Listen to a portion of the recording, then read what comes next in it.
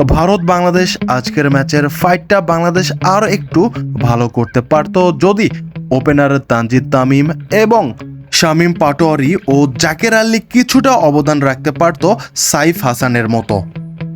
বলতে গেলে তানজিদ তামিম, শামীম পাটোয়ারি এবং জাকের আলী এই তিনজনের অবদান আজকের ম্যাচে নেই বললেই চলে। এই তিনজন ব্যাটারবিহীন বাংলাদেশ এত বড় টার্গেটে পৌঁছাবে কি করে?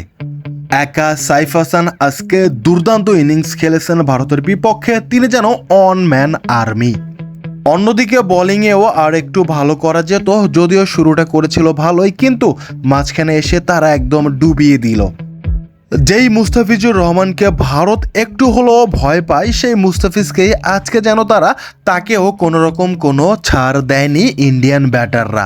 অভিষেক শর্মা তিনি একাই করেছেন 73 রান।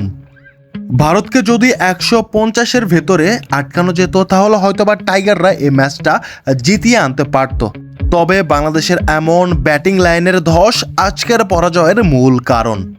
বারবার বলতে হয়, সাইফ হাসানের সাথে শুধুমাত্র একজন ব্যাটার যদি সঙ্গ দিতে পারত তাহলে কিন্তু আমরা ম্যাচটা অনেকটাই জেতার কাছাকাছি পৌঁছে যেতে পারতাম।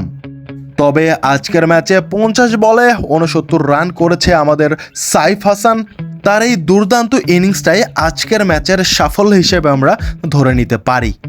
ভারতের বাঘা বাঘা বোলারদের পিটিয়ে লাল করে দিয়েছে একাই সাইফ হাসান। একটা বিশাল বিশাল ছক্কা, যেন চোখের প্রশান্তি। তবুও বারবার একটা ক্ষোভই থেকে যায়, যদি তানজিদ তামিম, শামীম পাটোয়ারি এবং জাকের আলী একটু অবদান রাখতে পারত তাহলে হয়তোবা ম্যাচের চিত্র অন্য কিছু হতে পারত। জায়ান্ট ইন্ডিয়ার বিপক্ষে দুর্দান্ত ইনিংস খেলেছে সাইফ হাসান। আপনাদের কি মনে হয়? কমেন্টে আপনাদের মতামত দেখতে চাই।